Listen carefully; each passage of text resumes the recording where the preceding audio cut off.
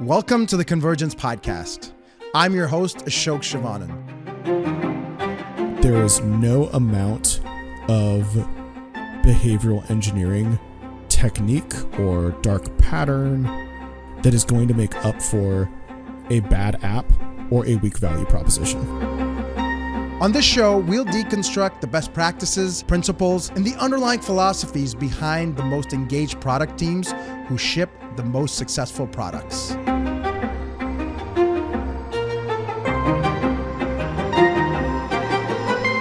This is what teams are made of. Welcome back, folks. On this episode, I get to speak with Ramsay Brown.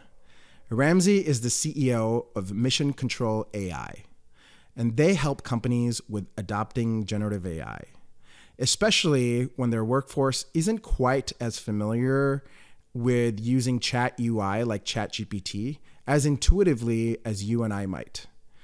Considering that a large part of the workforce fits into the category today, I can see how this is a major problem for companies as they try to differentiate and get an edge by enabling their workforce with generative AI tools. Candidly, we didn't get to talk much about Ramsay's AI startup, and I take full responsibility for that. As someone who's been fascinated with behavioral engineering that goes into organizational behavior, since our dad talked to us about the Hawthorne effect when we were kids, it's been quite a journey to witness and personally experience the proliferation of behavioral engineering into the apps that we use as we've adopted smartphones in the last 15 years.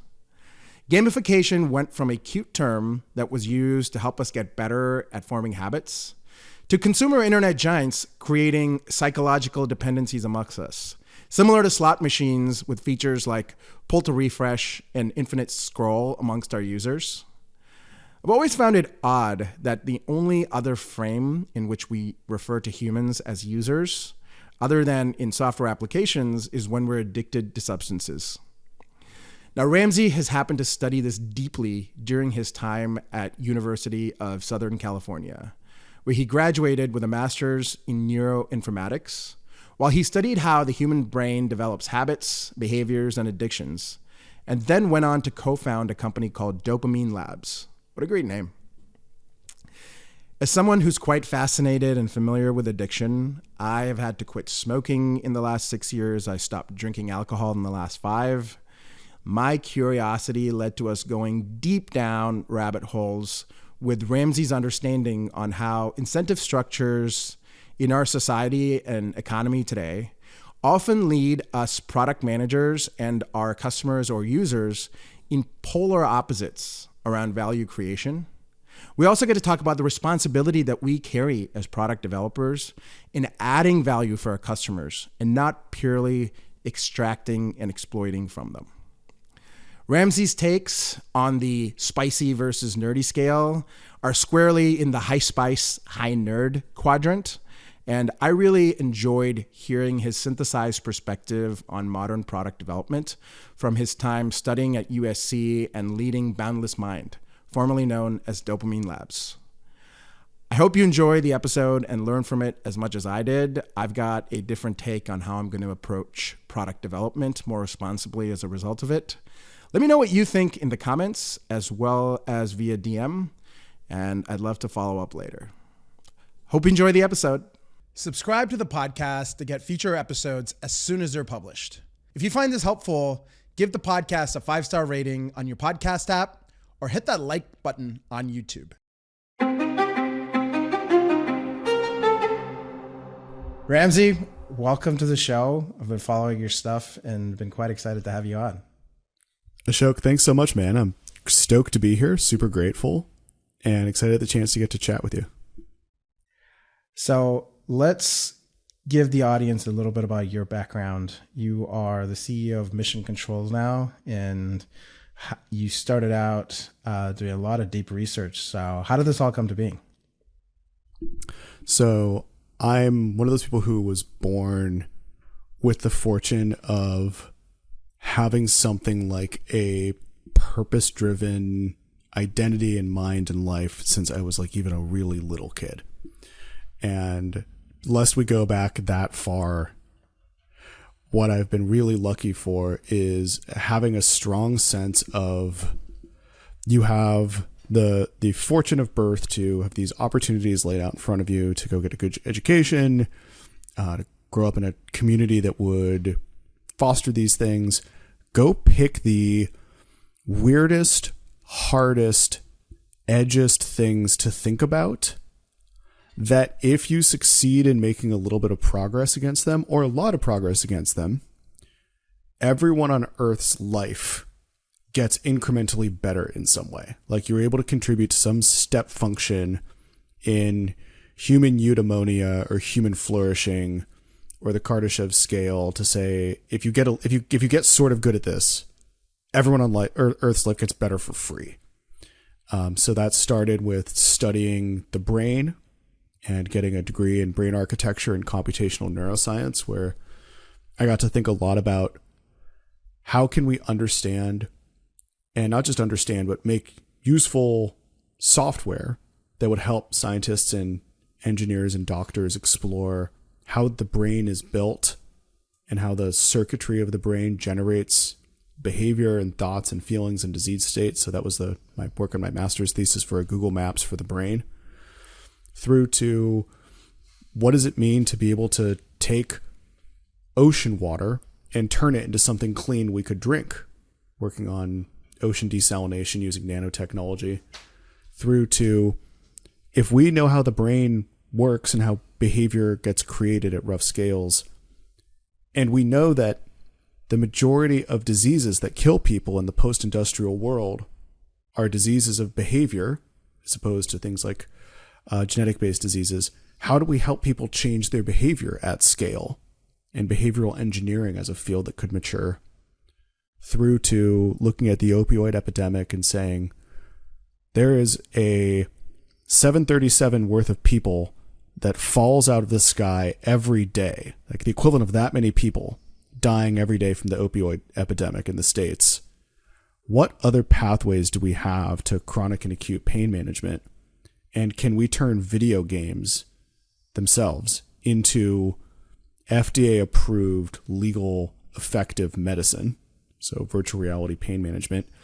Now through to what are we doing with AI, given that we stand at the moment of intelligence too cheap and too high quality to measure, that is only falling in cost and rising in quality, as one of the single most high leverage and pivotal but potentially dangerous moments in the human experience over the eons.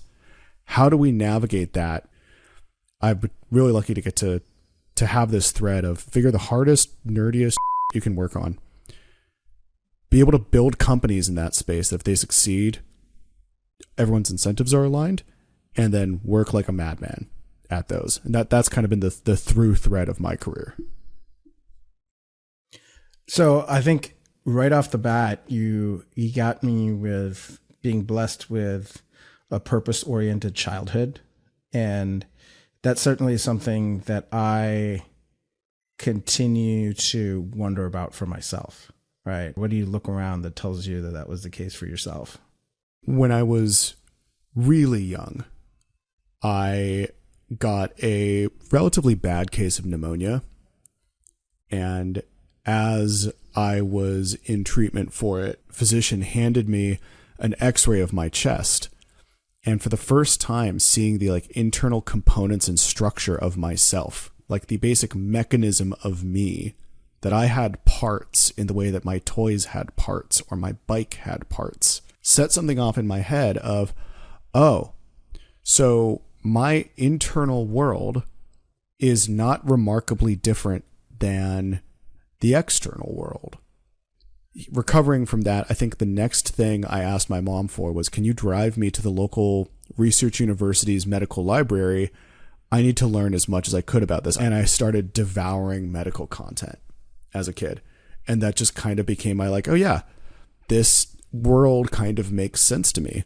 I think there's a thing here that's going to happen where the stories I was seeing in science fiction about humans' ability to meaningfully engineer against the natural world and do so in a way that allowed us to do great things, not just impressive things, but things that had deep, high impact and very beneficial orientation towards people's lives through the use of engineering against the natural world struck me as, oh, that is exactly what one is supposed to do with one's life. I'm going to die one day. My time is exceptionally scarce. I don't have time to do anything but work as hard as I can on the hardest, most high leverage problems that could matter. So you got your PhD at USC and then went on to start a company right out of school. Is that right?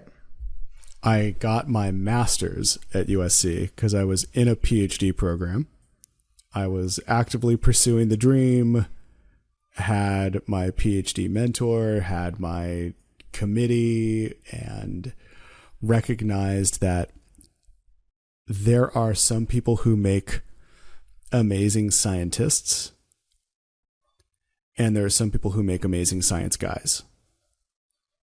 Like, his name is not Bill Nye the Scientist, unless you're a scientist at Meta or a scientist at DeepMind. If you're an academic scientist or you're an institutional scientist, like, you're closer to a modern day hermetic monk than anything. And I recognized that that was not exactly the life I wanted for myself. So in that sense, I was not going to make a good scientist. And recognizing that I actually made a remarkably effective scientific communicator and could still think in the ways that are the hallmarks of scientific thinking, that became the impetus of, okay, publish a few papers, do some great research, get my master's, and get the heck out of academia. So I graduated from USC with my master's in neuroinformatics, and at that time had met Matt Mazzio and Chris Sacca at Lowercase Capital and had some hypotheses around the dopamine feedback loops that were starting to get talked about a little back in like the wily days of like 2014, 2015. You could still say the word gamification out loud and no one would laugh at you. Like that kind of world, like the old good internet. And recognize that, okay, this thing that a lot of people from the game industry have an intuition about and from the marketing world are starting to get like that twitch in their eye when they realize that there's a way to like commoditize the human attention span. And my co-founder and I, who was also a grad student at USC, recognized that we actually had a disproportionately strong understanding of how the brain develops new habits, addictions, behaviors, and how a tight control of someone's environment is a really good predictor of the types of behaviors they're going to engage in.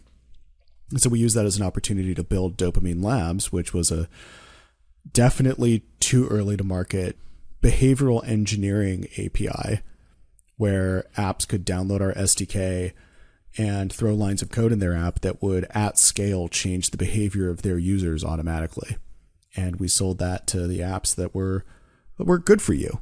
The apps that were helping you adhere to your diet, spend less time on your phone, remember to text your grandma, pay down your debt, take your pills on time, fight cyberbullying.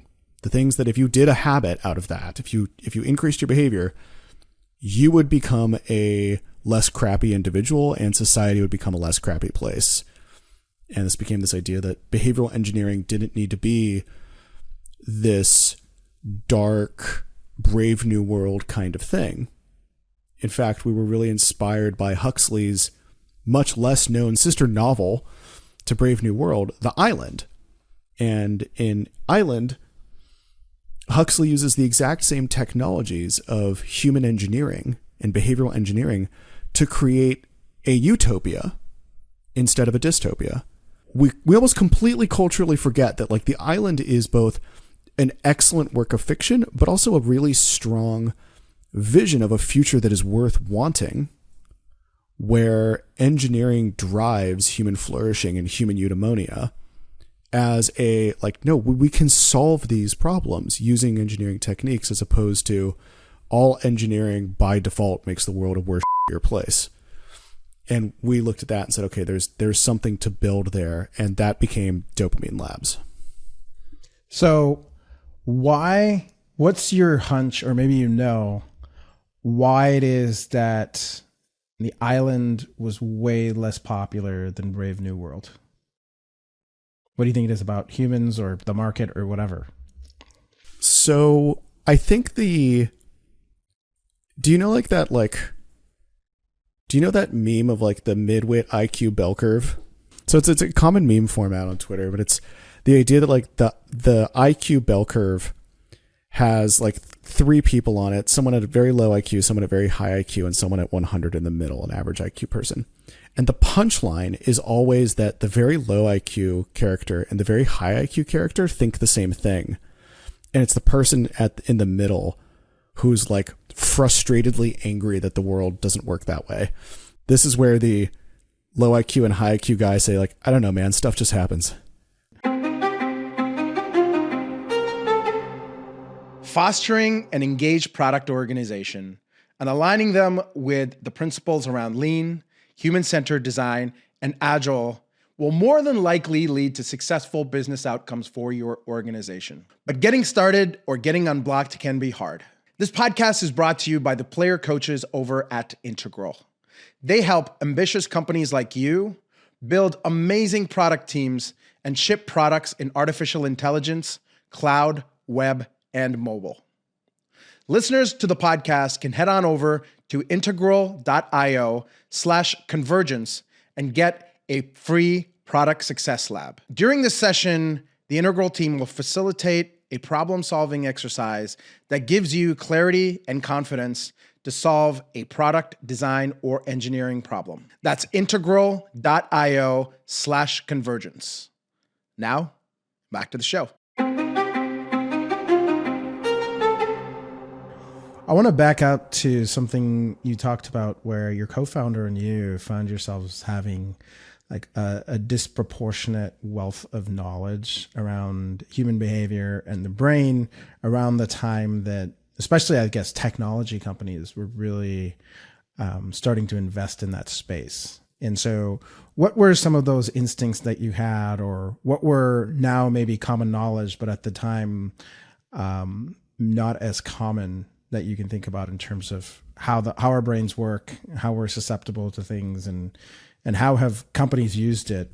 Once you get the basic science of a field to a sufficiently advanced state that you have really strong predictive and descriptive paradigms, you can then begin to slowly walk towards an applied science and an engineering in that field to help you make interventions that align with solving human problems.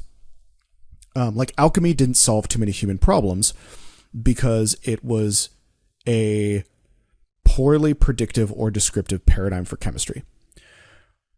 What we were really fortunate for is that when we were leaving our PhDs, parts of behavioral science, and especially around addiction and human attention, were getting to that place of we were having kind of a stable paradigm for how to talk about what goes into the relationship between someone and their environment that changes how their brain works, that influences their current and future behaviors.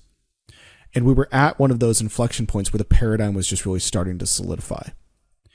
And it was starting to solidify in a world where we had a greater living laboratory of human behavior than at any previous time in human history. Because for the first time, we had four things go right. We had this new paradigm of the brain, and especially around behavior and starting and triggering and reinforcing classes of behaviors. Everybody began carrying around a supercomputer, and that supercomputer was kitted out with a variety of different sensors that would measure a variety of different facets about a person's life, from where they were to what time it is, to the temperature, to how much they were moving, to facets about their internal bodily states or their feelings. So we had this massive sensor array on every person, and everybody had one. And they were all also capable of not just sending data somewhere, but having data sent to them. And not just receiving that data, but then getting someone's attention. And this is going from a world that like didn't have push notifications in it to a world that had push notifications in it. When you realize what that meant for the human attention span, there's a lot of us who like lived through like the great thing that happened where suddenly machines started chirping at you incessantly. We have this paradigm of the brain. Everyone has a supercomputer. The supercomputer can sense them and then push back against them. Cloud computing came online just before this. And so all of the upfront capital costs of doing anything interesting with all of that data dropped to zero. Cloud computing meant that it became extremely cheap to run any new experiment, not just in a scientific context, but in a startup context. And now this is like, I'm saying things that appear like deeply obvious now, but the reality is those were complete innovations at the time. So we get how the brain works. Everyone's got a supercomputer. Cloud has made it extremely cheap to try new things. And the cost of storing or computing anything plummeted to near zero. And around this time, there was a big upswing in the amount of open source and relatively usable machine learning packages that took a lot of the lift away from data practitioners who wanted to try something new and quick and cheeky. This is like the birth of things like TensorFlow, or the like upswing of things like scikit-learn and NumPy that previously hadn't existed. So if you wanted to do interesting pattern detection or state prediction or modeling against this massive cloud repository of human behavioral data in a paradigm in which you understand what the brain is doing, this was the perfect living laboratory to begin forming hypotheses and testing how do machines change how humans behave.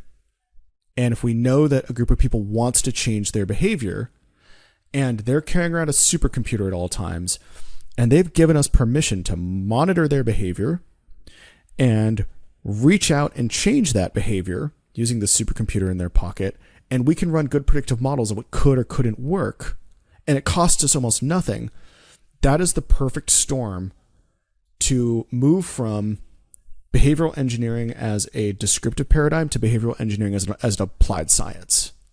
And that became really clear to us starting off. And so you saw folks like BJ Fogg or Nir Eyal or ourselves beginning to write in this space that was behavior engineering, behavior design, behavioral design, captology, and create coherent, predictive Lego blocks out of the different interventions against human behavior that we could create that would cause someone to start a habit, stop a habit, do something easy once, do something really hard once, slow down, speed up. It became like we had a dashboard into the human condition, and we could adjust some real-time interventions that would happen inside smartphone apps, and that would at scale change how people behaved. But it required those four things to go right. We had to have a paradigm for the brain. Everyone had to be carrying with them a smartphone.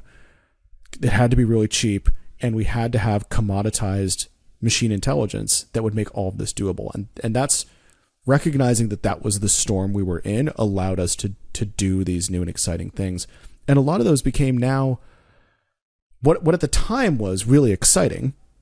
Like, you can optimize when to send someone a push notification. Well, that's a way better idea than, I don't know, just do it at noon. Or you could optimize when and how to give someone a positive experience in an app, even if they know it's sort of coming, but they don't know when it's coming, and then iteratively change the frequency or opportunity of when to do that as to get them to come back or stay longer or perform a behavior more often. All of this at the time was a revolutionary concept in terms of app design, user experience design, behavioral design. Now it's just kind of exhausting. And there's a reason you don't hear the word gamification anymore. And there's a reason that a lot of these methodologies have gotten not like walked away from per se, but they've either become complete commodities, or to your point of like, why do we teach kids Brave New World versus The Island? Everyone's just so burned out on this and so burned out on their phones and so burned out on technology that it's not very politically palatable to use a lot of this stuff or talk about a lot of this stuff, given that like we chronically over-rotated on it. And now the interesting questions are like, should we allow a Chinese company to operate an industrial scale psychological warfare operation on our soil via smartphones or not?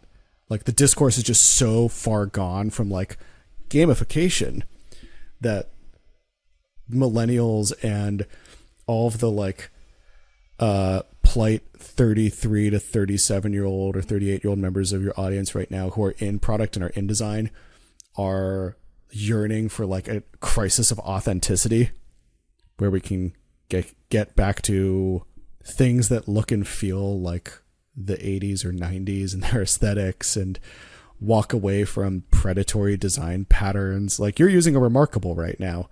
That is a neo-reactionary like response to how much technology you're constantly bathed in. We've swung the other direction on all of this because we found that like we accidentally like almost burned the world down in 2016 through 2017, largely on the heels of lots of these types of technologies.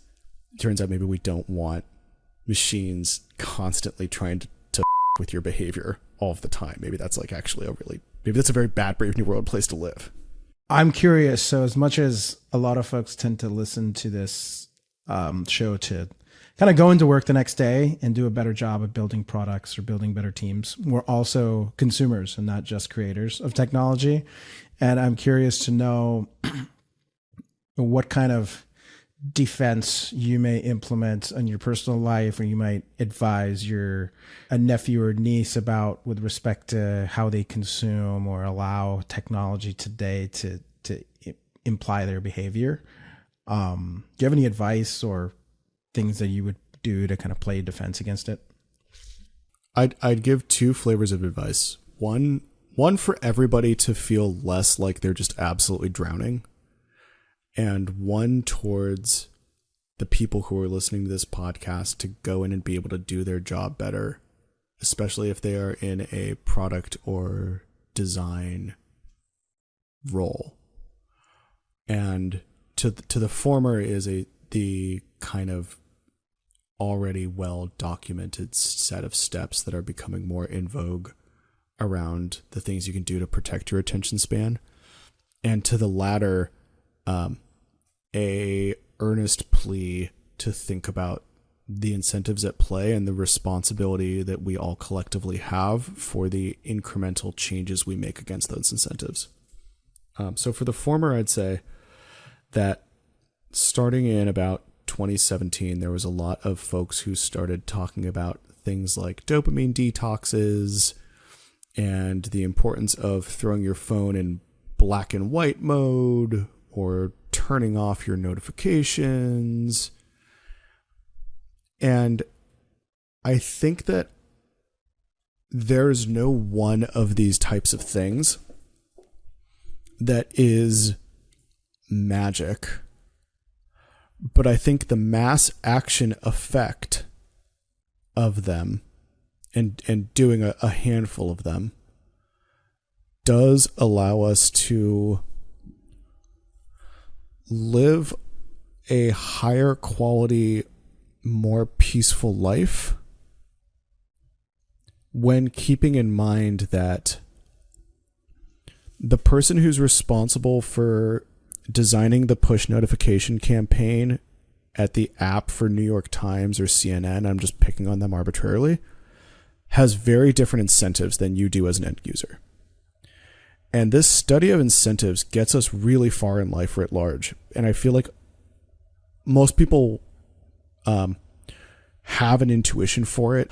The people who build my stuff don't want for me what I want for me. Right. No, I thought, right, of course. Practically speaking, that person has a set of key performance indicators that they've got to hit to make sure that this campaign resulted in 5% more opens this week than last week.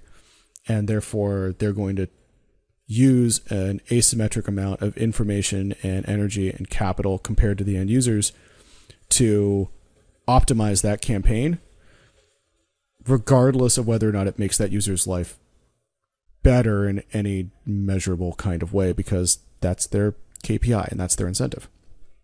Remembering that the people who make our stuff don't share the same incentives we share, which is like, I have to build a life that I like. I need to build a heart and body and mind that I cherish. I need to find something worth being purposeful about in my community and my work and my family and my relationship to the divine or to nature and to a larger sense of what the human experiment is.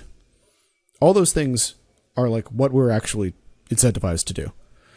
And the things on our phone may be aligned with some of those, but often are not. And it's not just that they're like differently aligned, it's that they're oppositely aligned. Like if I'm incentivized to try to have like a peaceful mind and a peaceful heart, I'm strongly incentivized to mute almost all notifications on my phone. And I'm strongly incentivized to like leave it somewhere else and almost spend zero time near it. But my phone's strongly incentivized for me to not do any of those things. So keeping in mind that there's a gap between our incentive structures and that this gap doesn't make people evil. The nature of the coordination and the failure of coordination that exists between like both sides of this equation, between end users and the people who make the stuff. So my advice to the end users is be vigilant about that coordination failure in incentives between you and the people who make your stuff, because you have things you want, which is like to stop feeling so burned out all the time from just baseline reality of late capitalism. And the people who build your stuff have the exact opposite incentive. Professionally. Now, personally, of course, they're stuck in the same situation as you, but professionally, that's their dead opposite incentive. Find that combination of those things, knowing that the commoditization of your personal data, attention span, preferences is now so industrial scale and now so effective that most people your and I's age just take it for granted that their phone's listening to them at all times to sell them they don't need. That the fact that that's like as much of a meme as it is tells us how far down the hole we are. Given that that's the current state of play, do whatever you've got to do to buy yourself or steal for yourself your mental health and your peace, because no thing on your phone is incentivized to give it to you. And even the apps on your phone that are ostensibly designed to contribute to your mental health are going to actively subvert it to get you back in to keep using them, because their primary KPI is 7-day retention and 28-day engagement. So if what you really needed was peace, don't try to go download it. That would be my advice to everyone, having lived and worked and built and operated on the edge of this world, to the extent where, NATO is asking me to come talk about whether or not humans still have free will in an age of AI as of 2018. My advice to the second group of people, which is people who maybe are listening to this podcast to get better at their job, is the coordination failure is real. And the, I don't know, man, I just work here, is real. And what do you mean by coordination failure? So a coordination failure is an idea from economics that there may be a reason why everyone should communicate effectively about plans or what they're going to go do next, or the price of something, or what should be done, because if they all share this information equally, everyone actually becomes better. However, even though that exists, that it should work that way, it doesn't. And it doesn't because of some arrangement of incentives between these different groups of individuals or organizations, such that even though they would all win for playing this game, they don't play the game. And instead, they have poor communication, slow communication, they hide things from one another, they do not collaborate, they compete. This class of problem we refer to as a coordination failure. Like, if everybody cooperated, everyone would win. However, we don't. And it's one of the most prevalent facets of the contemporary human condition is that most people or most organizations are not evil or like malaligned. It's just that coordination is nightmarishly hard and incentives are a bitch. So to the person who's responsible for PMing the next UX improvement, and they've been given the task of your job is to increase 28-day engagement or 28-day retention by some amount of percent. Everyone's aware that you just work here and you're just doing your job.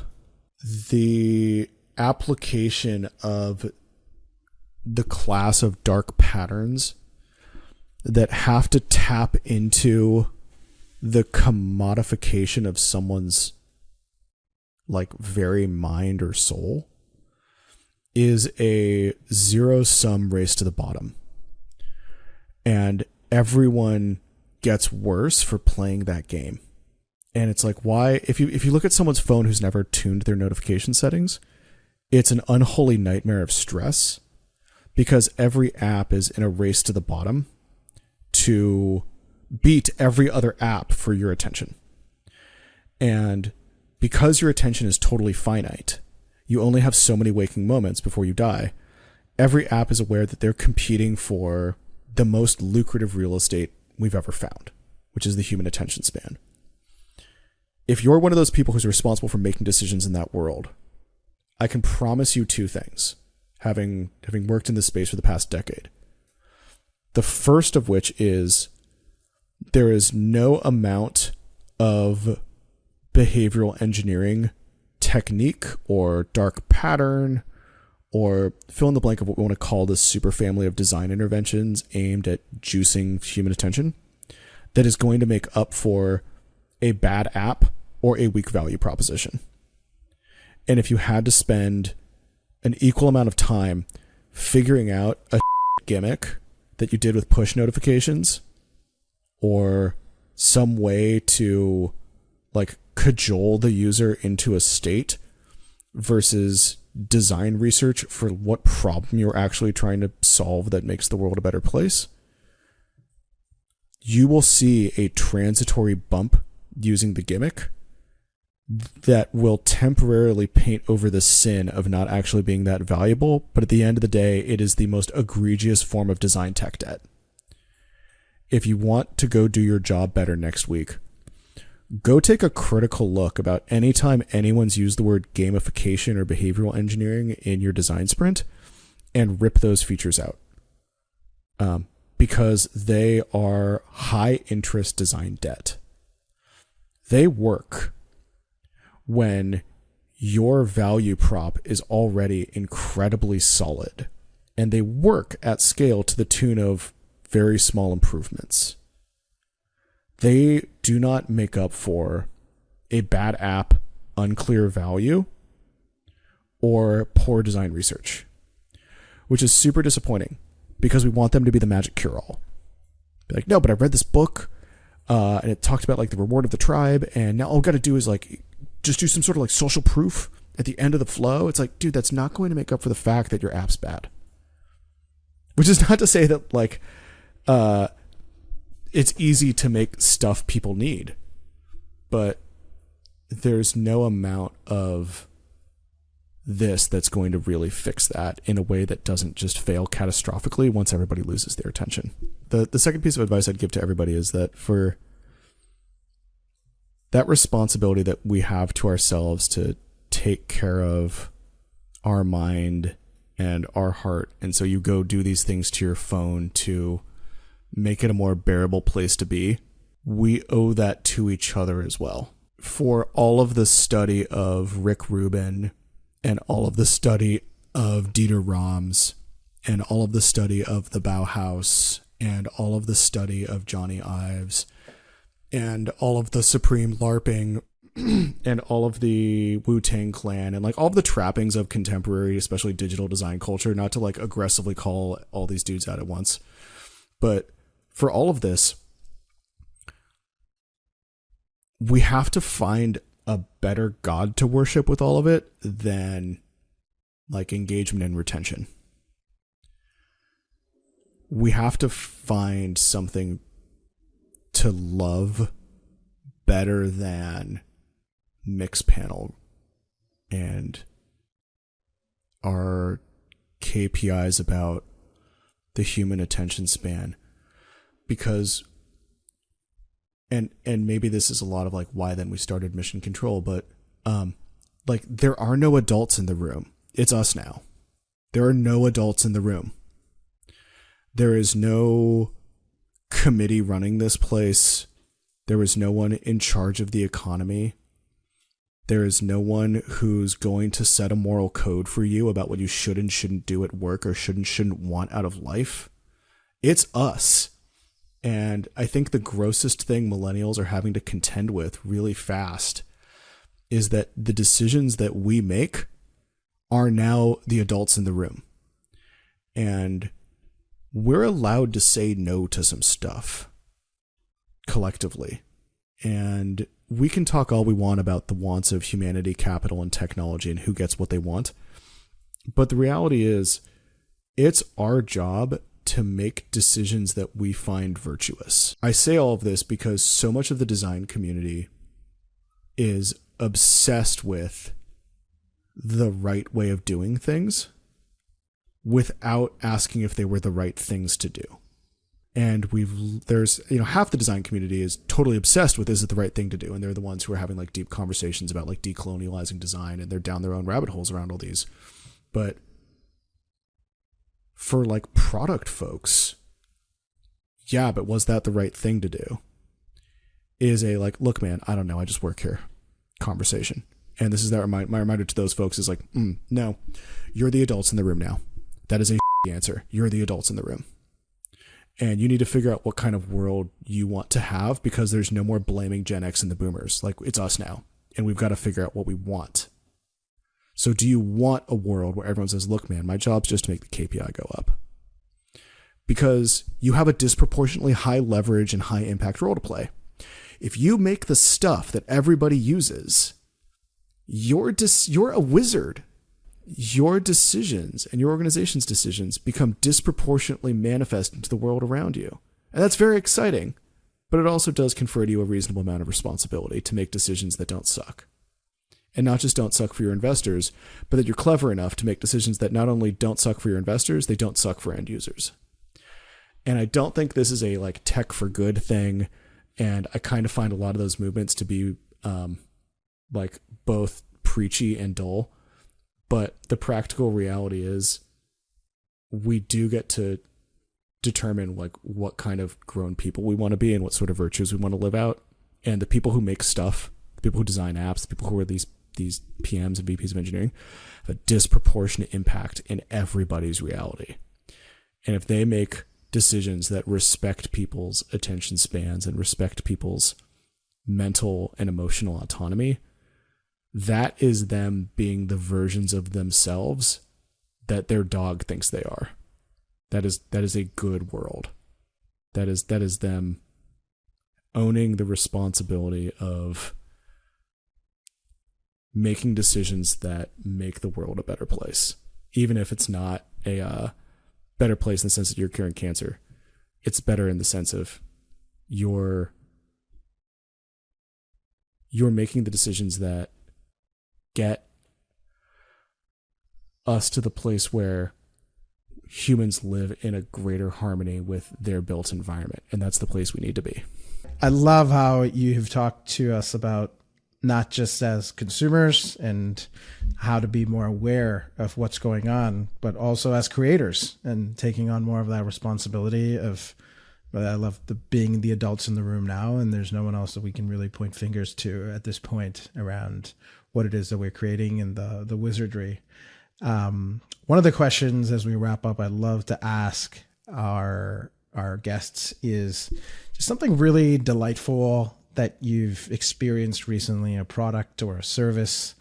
And I'm curious to know if there was an unboxing you had recently, and if it's something that, is going to be maybe your next purchase as well. I'll take that answer. I cannot wait to get my hands on a Daylight computer. This is a small startup. I think they're in their like 5th batch of making these, and they're all going to ship later this year. It's an old talk by, I don't think it was Jobs, but I do think it was someone at Apple. In this really outstanding essay, and I will go find it and send it to you so you can put it in show notes, about like what should the future of personal computing be. And they envisioned a device that like a child could bring to the park, and it was rugged enough to get like a little dusty, and it was easy to look at in nature, and it was connected to everything around it. And someone's like, oh yeah, we already have that. It's called an iPad. And it's like, no, that's not what an iPad is. Like, you want something that's closer to like a magic book that looks like paper and yet runs like computer. And so the Daylight computer is that. It is a e-ink tablet, about $800, that is easily the most gorgeous thing I've ever seen. But then the reports of its utility, given that it's running like a lightly skinned Android, are such that I'm going to have a hard time keeping a standard laptop once I get one of these, because it looks like a machine that for computing that you could use like lying at the beach in the sand and properly use as a computer, not just as a like Netflix and TikTok machine, but like this is a proper thing you could work on. And they've spent years iterating on the e-ink technology and what the OS should be shaped like. And I think it is beautiful. I think it's one of the first things I've seen in ages that felt like old good computer or old good internet, where this was about like Steve Jobs' like narrative of the bicycle for the mind as opposed to the obesity scooter for the mind, where like, oh hell, computing was supposed to be about unleashing cognitive capability and human eudaimonia and creativity and play, not the nightmare rectangle we stare into as we watch society collapse in real time. This feels like it's that first thing again, and that has been really cool to see. So I cannot wait to put an order in on this, and I will absolutely report back to you on what it's like. Yeah, I'm the kind of character that is probably going to go buy one at the same time. So we'll have to come back and do a joint review of the Daylight computer. That sounds amazing. Yeah, I'm super in. That sounds like a lot of fun. Sweet. Well, Ramsay, thank you so much for your time. I know how jam-packed your calendar is. We didn't even get to talk about mission controls, so I'd love to have you back on soon to talk more about what you're doing next. And we'll chat with you next time. Thanks, Ashok. It's been a ton of fun to be here. Looking forward to it. God knows there's a lot of fun to talk about what it means to prevent Terminator from getting built. So, yeah, that'd be a blast. Let's do it.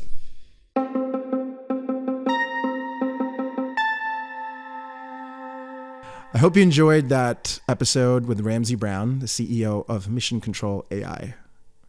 One of the things that stood out was when Ramsay brought up the term attention economy. I got to hear about this when I read the book Permission Marketing by Seth Godin that came out in the late 90s. And in the book, Seth Godin argues that our attention is the most scarce resource, and how important it is to be mindful of that when prioritizing that resource, both as consumers as well as creators. Later in the early 2010s, he released a book called Linchpin that I think is a little bit of a playbook on how to go about prioritizing that resource of our attention. It's a little bit less of a marketing book and more of a personal development book in that it talks about things like emotional energy, vulnerability, and the concept of creativity. I had, previous to reading that book, thought about creatives as being folks who worked in the arts and design field, and was convinced successfully by the author that you can work in those fields of art and design and not be creative. And you don't necessarily have to work in those fields to be creative. Some of the examples he provides in the book are how Leonardo da Vinci painted the Mona Lisa, and it took a lot of vulnerability and risk on his part, not knowing that the outcome would be quite as successful as it turned out to be. Whereas there are also, in contrast, a number of folks that are mass replicating the Mona Lisa in case you want a hand-painted version for your house, and they are less artists and more painters. In a similar example, he talks about the level of risk-taking and vulnerability and, by his definition, creativity that goes into creating a menu by a chef, in contrast with the predictability of following a recipe or executing on that menu that would be done by a cook. Now, I'm not trying to sound disparaging towards painters or cooks. I want to merely highlight the delineation between being an artist and a painter, or a chef and a cook, because it's helped me a lot with how I show up to work every day. And I think the same is true with what Ramsay says, where I would argue that optimizing incrementally, say using the latest AI tools, is barely table stakes. And the real creativity or emotional energy that you can bring, the real gift you can give to yourselves as well as to those you serve, is by digging deeper. And as product folks, maybe obsessing around the space we play in, those who we serve, the problems we solve for them, and how we're solving it, versus the high interest debt, the high interest technical debt, that is, that Ramsay talk about when doing surface level last mile solutions or optimizations, which might be similar to maybe applying lipstick to the pig, as it's called. If you're more curious about either of these, check out the book Lynchpin by Seth Godin, and also the book Daring Greatly by Brene Brown. Both of these books have influenced me tremendously in terms of trying to show up more authentically for myself and for the work that I do. And this is especially hard when we also live in a world that we just so badly want to be accepted by our community. And sometimes authenticity and acceptance can seem very counterintuitive. This also brings me to a topic that I got to talk with one of my dear friends, Georgia, who used to work at the Canadian Olympic Committee in digital, and previous to that, represented Team Canada in figure skating. And we talked about how the United States has been such a dominant force in the Olympics, being top of mind with Paris 2024 happening right now. And we got to a point where we tended to agree that there is a large, diverse talent pool that's available in the United States. But there's also a tremendous amount of investment that has gone into sports here, all the way from middle school and elementary school to the high school and college before getting to the professional level. A lot of that investment, of course, has come from advertising and sponsorships, which you can very easily draw connections back to, of course, our attention, because that's ultimately, even if it's hard to track, what those sponsors and advertisers are looking for in return for the sponsorship and investment that they put into the sports. You could maybe help us out here. We started to get into a debate in terms of how we might be able to learn from the sports world and use that framework of sponsorship and investment to be really a global leader, but applying it instead of sports, but to also spaces like improving global mental health and wellness, or doing things like reducing carbon footprints and reducing global warming. So if you have any thoughts on that, let us know, and I'd love to talk about it in a future episode. Thanks a lot for listening, folks. We will see you next Tuesday on our next episode.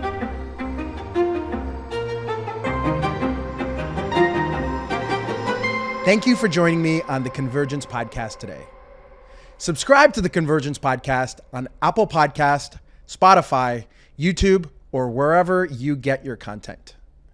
If you're listening and found this helpful, please give us a 5-star review. And if you're watching on YouTube, hit that like button and tell me what you think about what you heard today.